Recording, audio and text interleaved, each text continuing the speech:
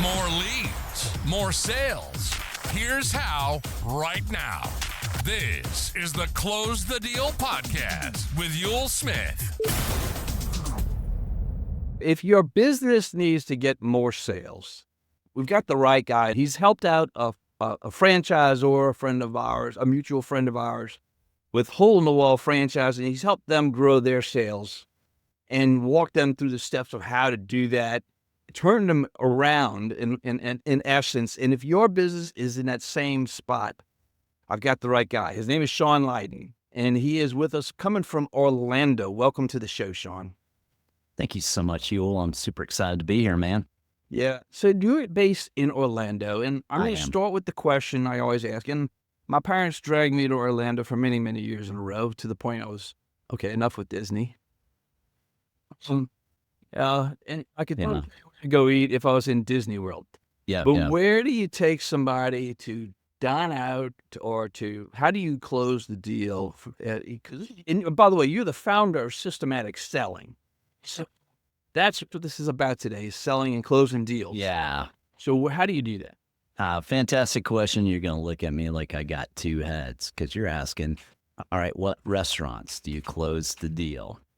And I got to say, it's probably been about 25 years since I've closed a deal in a restaurant, and that was in Atlanta, and that was a Buckhead Diner, because there in Atlanta, if you wanted to get to know the people that had the money, the investors, the movers and shakers, you had to go get breakfast at Buckhead Diner, and that's where deals were done. Now in Orlando, it's a little different story. And even, today with technology and everything, the vast majority of my clients are outside the state of Florida. I've got a number here that are in Orlando. But the way my sales process is, the way my closing process is, it's such a natural extension. So I'm usually doing it over a Zoom, or I'm at the client's office. Yeah. And haven't enjoyed the culinary delights that you guys have there in Louisiana, man. Because if I was living there, I would have a number of places that would be my go-to for closing deals, brother. I get people asking me all the time where to go eat, because of my background with the seafood industry here in Louisiana. And my chairman always said, we start talking about lunch at breakfast, and we start talking about dinner at lunch.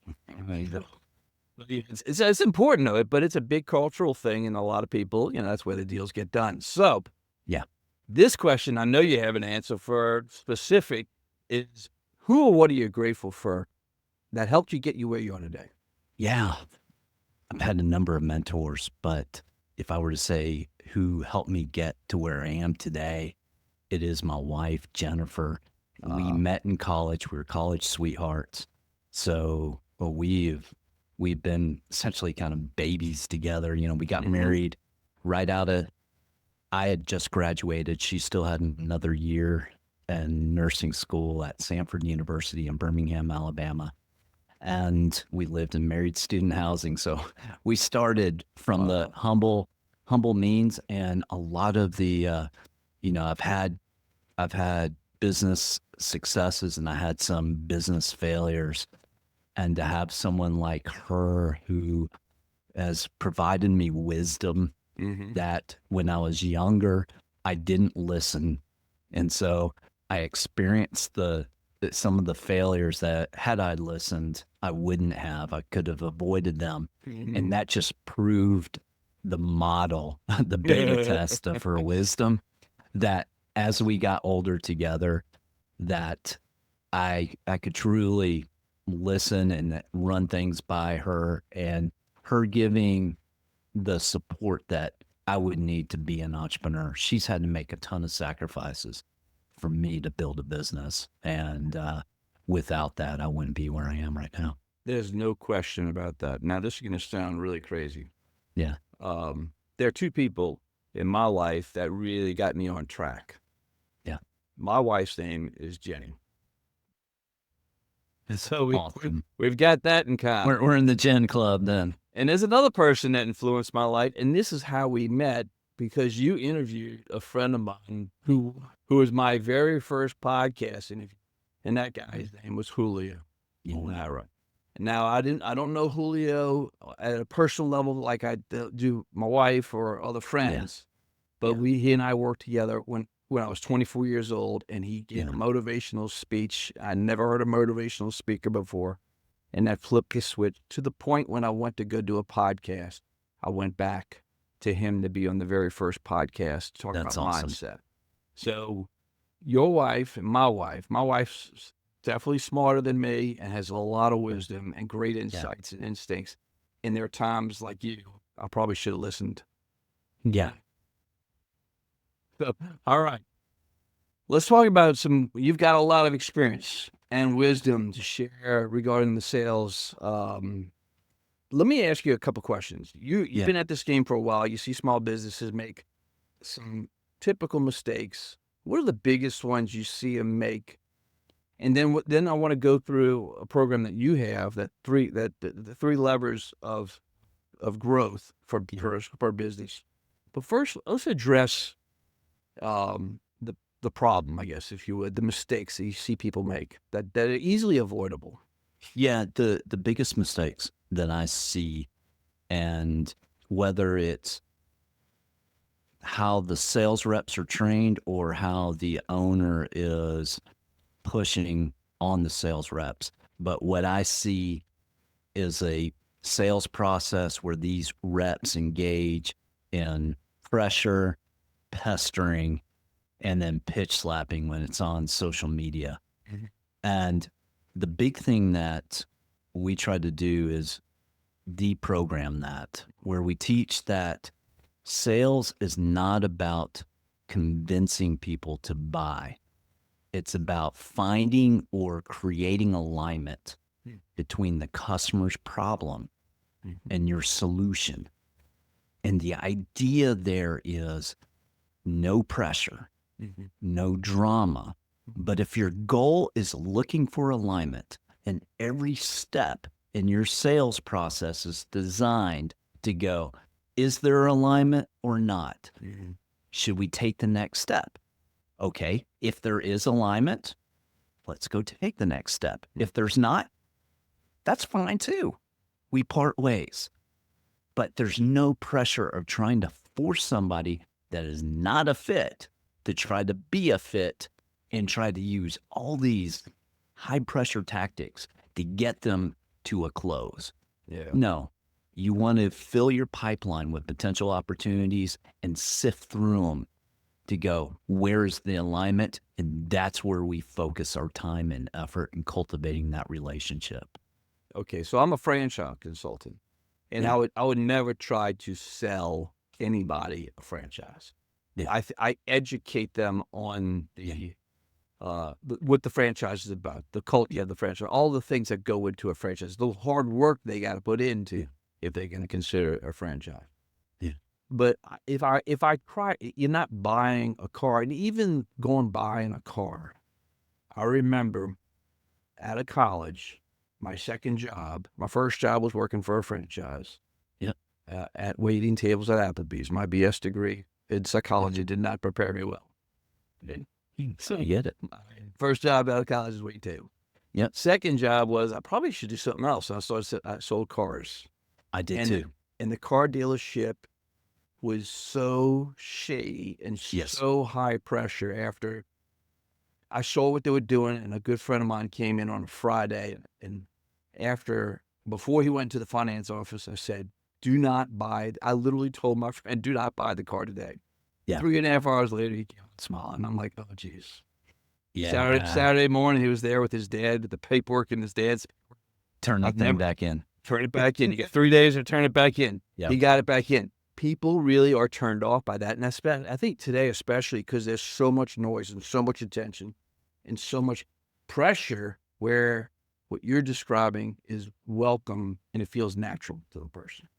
I love the fact that you brought up the car sales. So that's another point of commonality. Mine wasn't necessarily cars. I was in commercial truck sales. Okay. And I only went to apply with one dealer, and call it luck, providence, fortune, whatever you want to call it. But I happened on the top selling GMC truck dealer in the country, was up in Kennesaw, Georgia, outside of Atlanta, and they had a fantastic sales culture. They were very systematic in their approach to sales. So to the point of the receptionist doesn't just answer the phone. She answers the phone, says, "It's a great day at Carl Black," sets the tone. If for the retail guys, when they're on the lot, you don't walk up to the customer and go, "How can I help you?" You walk up to the customer. Let's say it was me. I'd walk up and say, "Hi, welcome to Carl Black. My name is Sean. What brings you by the dealership today?" And that slight interruption in their pattern, in the customer's pattern and expectation, puts a little pause on it. I was like, oh, okay. And they'll go, "Well, I'm here to find a vehicle for my daughter," or something like that. And now you have a conversation. Oh, that's great. And you get a little bit of preliminaries and go, "Come follow me and we'll explore what we have in inventory and see what we can find as the right fit for you and your daughter."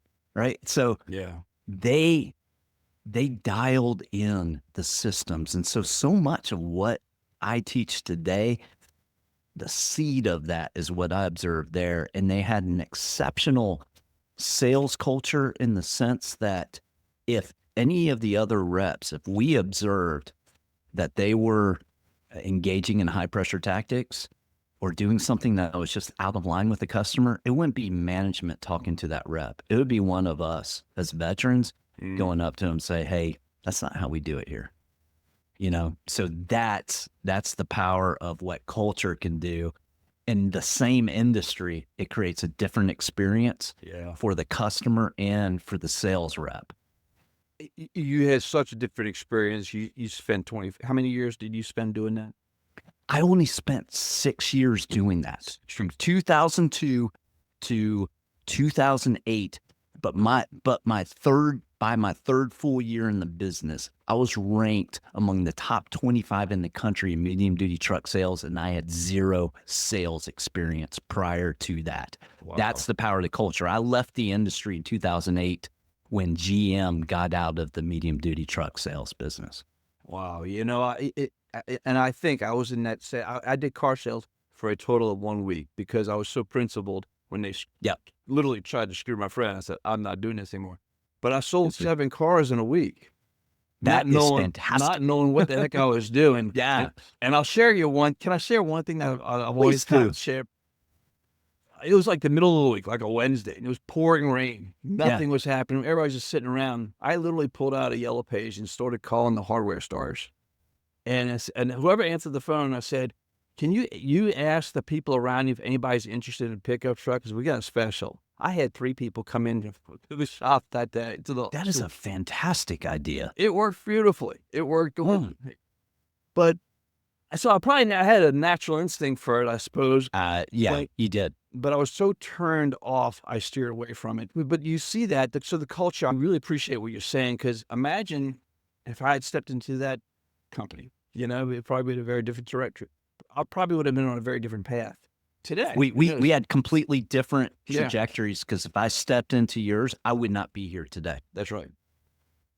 I would be like you. If the longest I would last in that environment would be a week, because I'm not this outgoing, salesy guy. And to be put in a position where I feel like I'm cheating people, I couldn't live with that.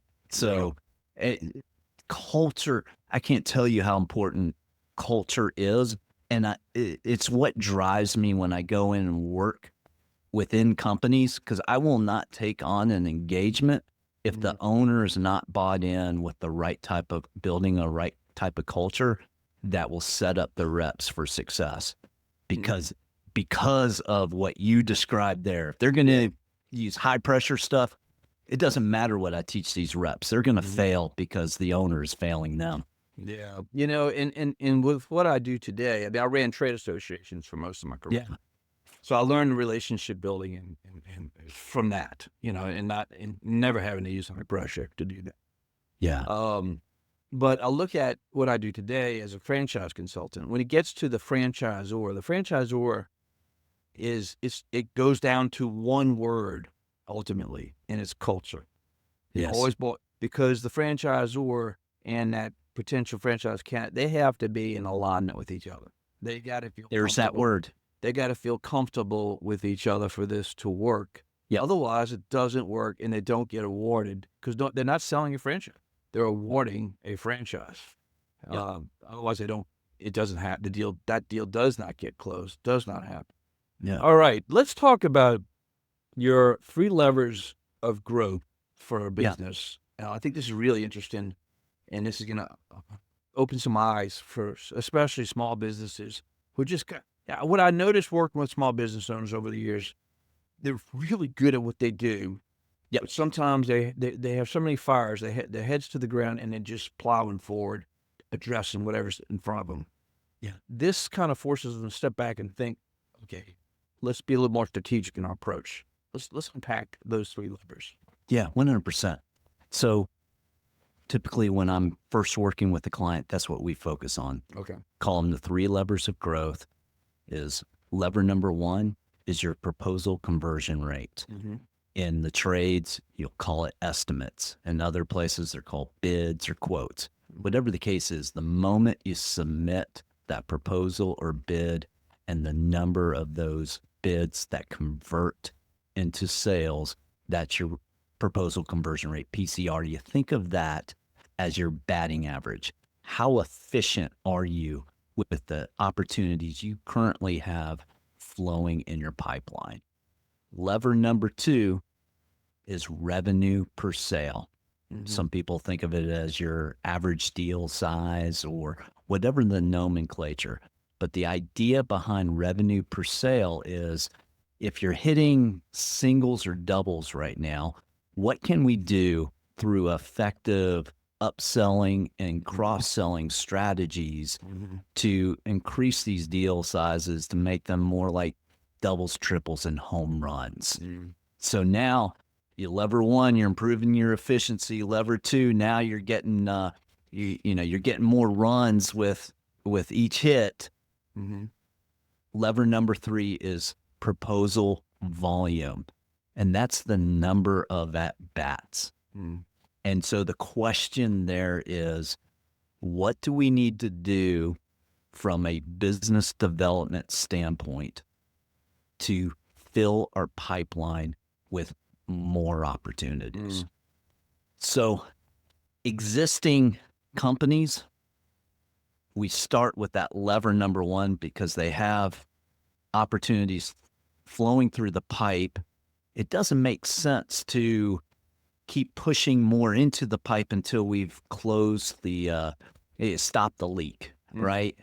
And so focusing on PCRs where we look at, okay, let's stop the leak here. So one client brought me in, they were having for the first 3 quarters of 2024, they had a 36, or their lead estimator had a 36% proposal conversion rate. And they brought me in going, what is the room for improvement that we have here?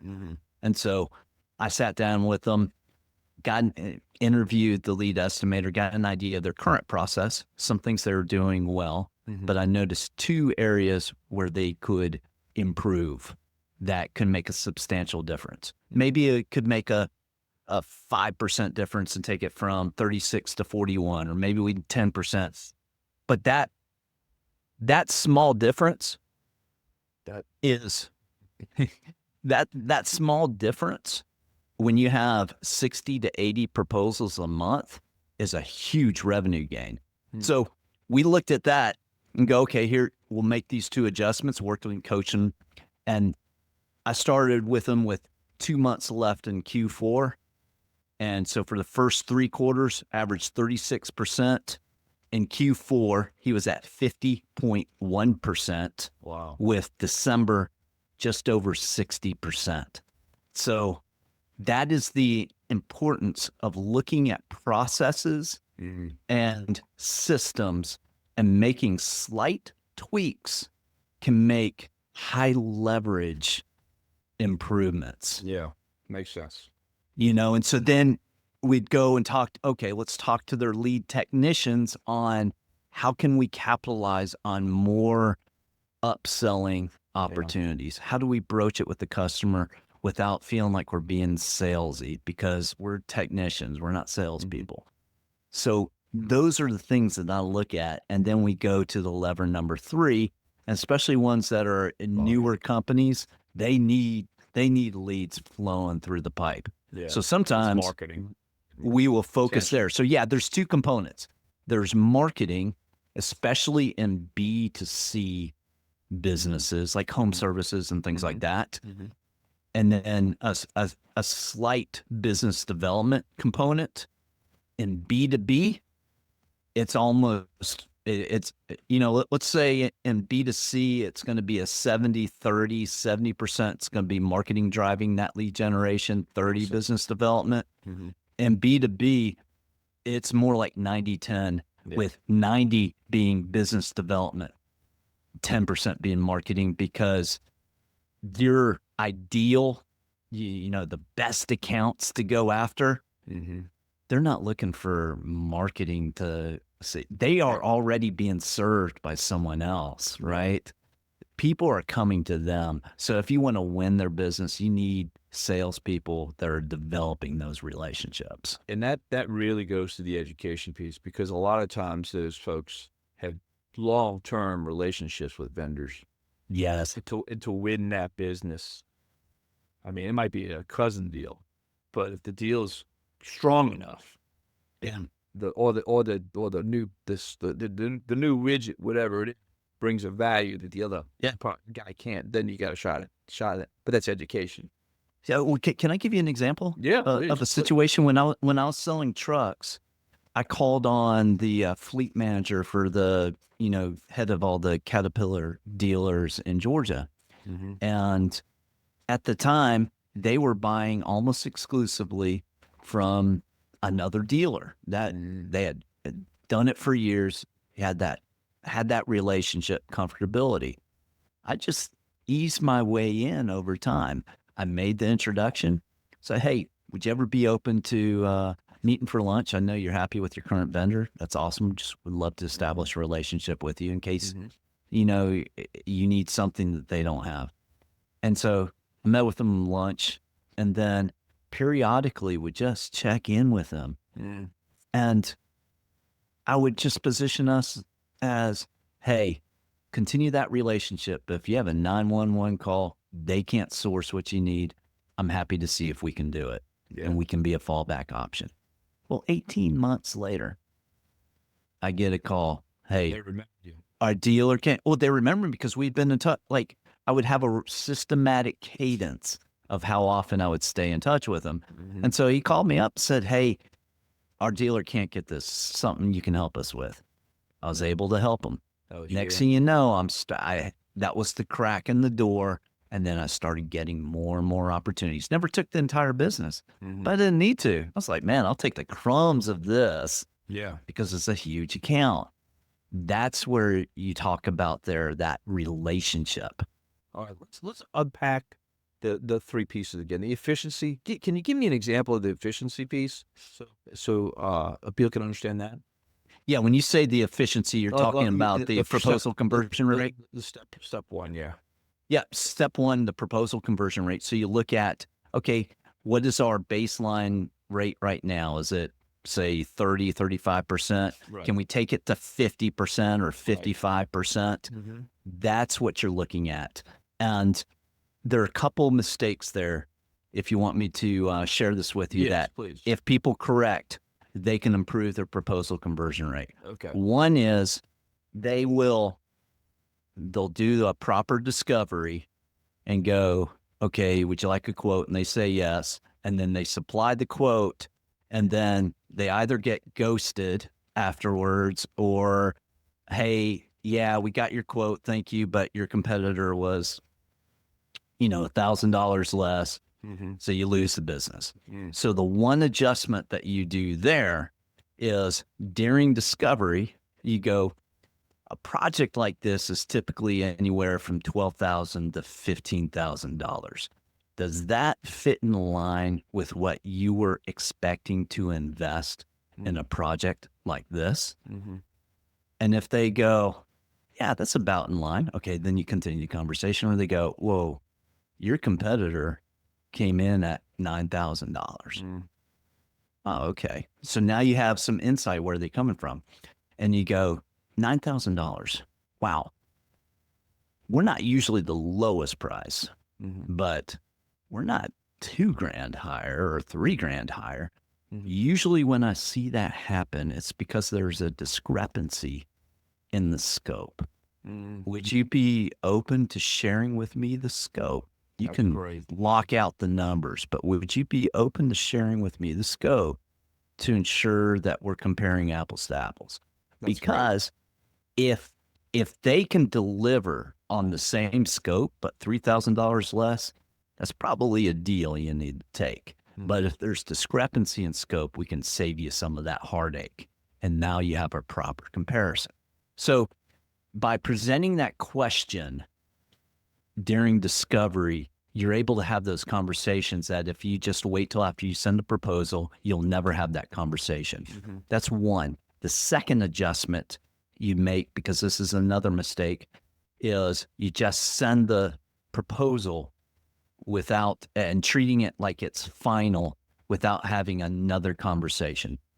So typically what I see when people are successful, we do this in my business, this is what I teach my clients. When you have control over who the decision maker is, sometimes you're working with third parties and you just got to submit the proposal.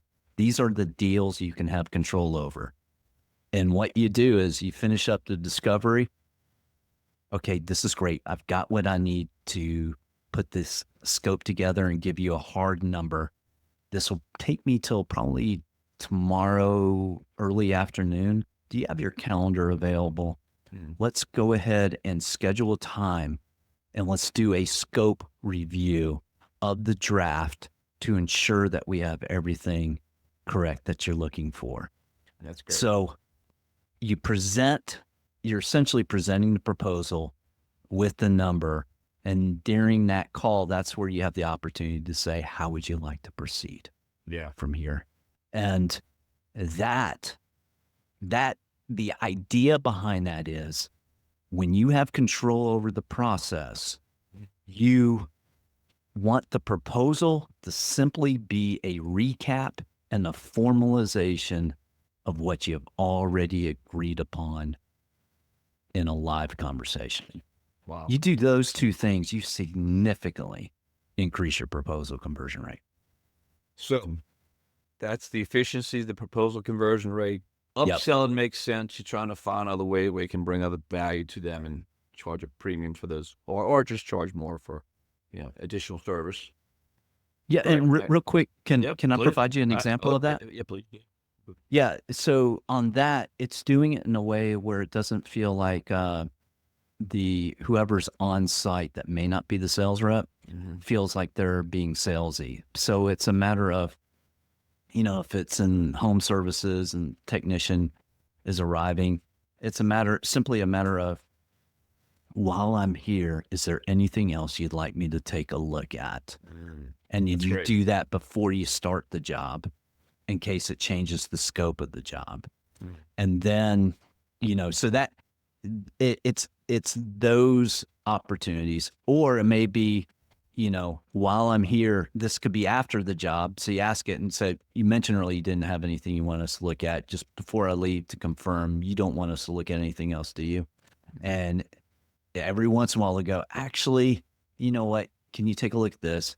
You take a look at it, you take your pictures, and then you go back and now you start it's a whole new job opportunity from there. Yeah, that makes all the sense in the world. So your approach is so disarming of how you walk people through this. I love that. Thank you. It makes all the sense in the world to me.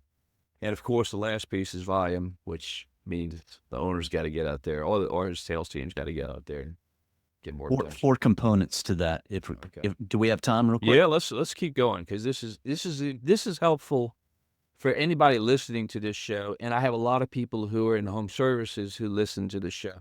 I want them to hear the whole thing. Yeah, absolutely. So the way I think, we've got systematic selling, but we have a concept called systematic prospecting, and there are 4 components to that: systematic networking, Systematic social selling, that's the idea of using LinkedIn to network. And it's not just about posting, it's networking and building relationships, similar to how you and I have done and, Yep. throughout. And then systematic outreach. Mm-hmm. And that's outreach that's either done, say, like you calling all the hardware stores and saying, hey, anybody there in the line looking for a truck? It's cold calls, it's cold emails, but it's not mass. And it's more of a one-to-one. Here's a target prospect. Let me reach out. It can be a DM, or it can be a site visit. You see, when I was selling trucks, I would see fleet trucks around and going through industrial parks, and I would just stop by and say, hey, hey, anytime you guys are looking for a truck, I'd be happy to provide you a competitive bid. So systematic outreach. And then the fourth component is systematic referrals. That's where you define within your sales process the best opportunity to ask for referrals. And a lot of times that's, it's either towards the close of a job or maybe right after the job, or you've just cultivated relationships with people. And one question that a friend of mine shared with me not too long ago, as I was thinking about putting this together, I had my own processes and everything, but this question was just a huge unlock. He said, yeah, I was sitting at a country club with one of my customers. I just asked him, he was like, hey, who do I not know that you think I should get to know? Yeah. And that framing it from the negative perspective, you talk about disarming. That is a disarming way of asking for it. And it's just been a gold question for me. But that's how you get more leads into the pipeline, in addition to your marketing efforts. Well, considering I was at a B&I meeting this morning, that's a great question. Who do I not know I should? Yeah, I love that. So yeah, those 4 steps, the networking. I mean, like I just said, I was at a networking meeting this morning. The social, the outreach, and the referrals. Is there one area you see that people struggle with more than others? They It's all 4. So in your own business, I think of the 4 as a diversified portfolio. It's rarely 25, 25, 25, 25%, right? Yeah. It's rarely equal. In my business, it skews heavily on the networking and the social selling. Yeah. And it's largely because I'm in what's called a discretionary business versus an incumbent business. A lot of the clients I work with, they aren't already buying like sales training and coaching.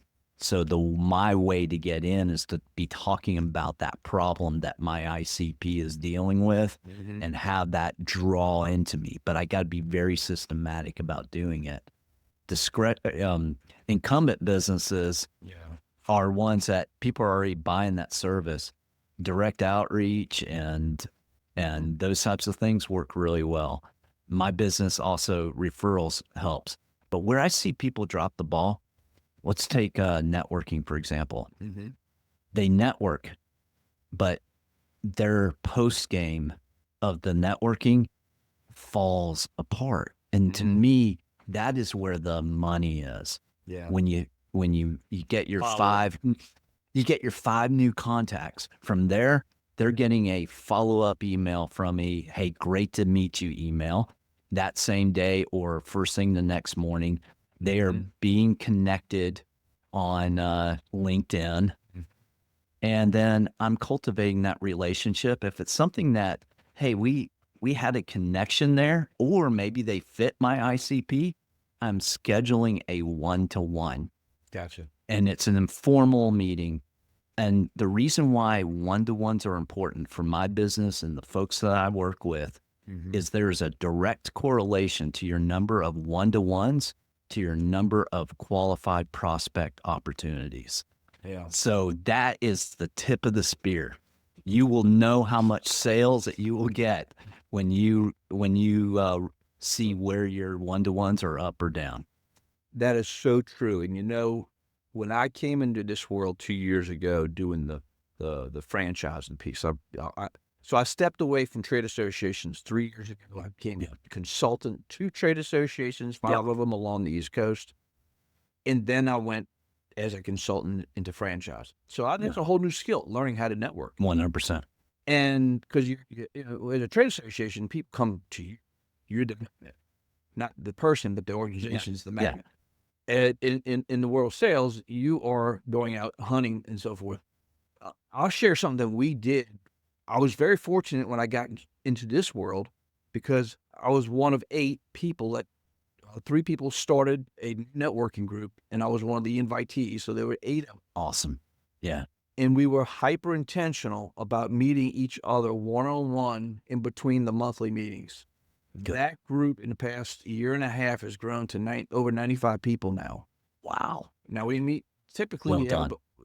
have about 30, 35 people, but those are real relationships. And Yes. everybody's really hustling or working and trying to constantly think who can be a great referral source. I mean, great referral. Man, we could probably go on and on because you started opening my mind. The social piece too is really important for people. It is. The social piece, I came from the world of promoting Louisiana seafood for 13 years, and we got a ton of press. So locally, that's what all my friends knew me as. Yeah. It took me 2 years to unpack that branding. Yeah. To do what I do now, and social is how that happened. I had my 40th reunion last weekend, and Wow. one guy came up to me and said, "Man, you're on LinkedIn all the time." It took time, and but it's that consistency, having the It system really is. every day, doing something there, Yes. and then the outreach. I get that too. I mean, all these things fit in the world that I'm in. You have to do the outreach. And of course, the referrals that's where the gold is, because those leads are always excellent, usually excellent leads. Yeah, the Pearson's Awesome. happy. Man, Sean, this has been a wealth of information. Some people may have to go back and listen to a few of these things a second time to write it all down, to capture it all. Because if they just follow your process, now somebody wants to, well, before I ask you how people get in touch with you, Yeah. I do want to ask you a question. If you were not doing this for a living, Yeah. what would Sean Lyden be doing? What would be the ideal role for you? What would you be doing? Would you be a rock be star? Or what would you be? You'd think with me being a musician and everything, but in actuality, I'd be an intelligence agent. I'd be a spy, Oh, wow. hands down. If I had not been married early and met my wife early and had a family, that would be me. I think it suits me because I'm an introvert, very analytical, and being an introvert, my way of succeeding in sales is to use that as a superpower instead of seeing it as a disadvantage. And I can read. I have a skill in reading people, and I can read people by looking at them. Mm-hmm. I can read people when I'm in coaching sessions and a client is telling me a situation. They've said 3 words and my head is down on my microphone going, I know where this thing ends. And I just go, can you continue the story? And they will continue it because that aspect of human nature. I don't know if it's because I was a English lit major with a philosophy minor or what it was that ingrained that in me, but being able to read people and to predict things of how people will respond is something that I think I would probably apply professionally in that arena. Oh, there's no doubt. That's what you do naturally. It's an instinct to you.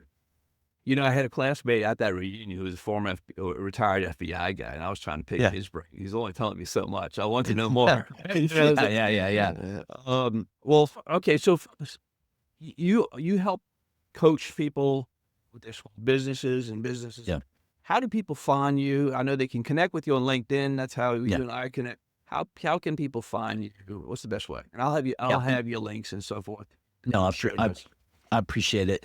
The besides LinkedIn, the best way to find me and to get a taste of the things that I do and teach is my newsletter and podcast that you can find at systematicselling.co. So without the M, it's systematicselling.co.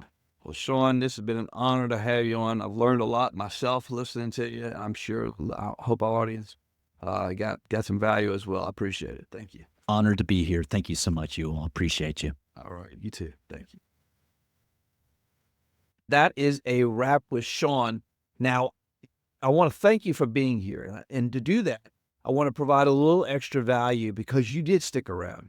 And you're going to be the one of the lucky ones that gets the added value for being here at the end of the show. There's another networking group, myself and another gentleman, Josh, started early this year in New Orleans in January with the intention on finding out what other networking groups there are in the city. And this is the formula that we use, and it works. We invited a couple of folks. So the first meeting, we had like 5 of us sitting around the table. What we did is we went from person to person and asked each person, what networking event are you going to this week and next week? And we write that down. And then we just go all the way around the room, and then we say, okay, who wants to go to this group? Who wants to go to this group? And who wants to go to this group?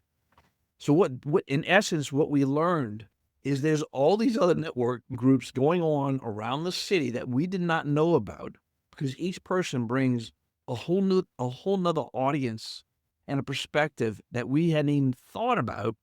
So we're tapping into a much larger footprint of networking groups across the city of New Orleans. And we've intentionally kept this group tight. We're not trying to get to 40 or 50 people at a meeting. These meetings are a sweet spot, seem to be between 5 and 10 people because there's so much information and there's so many other groups that we weren't even aware of.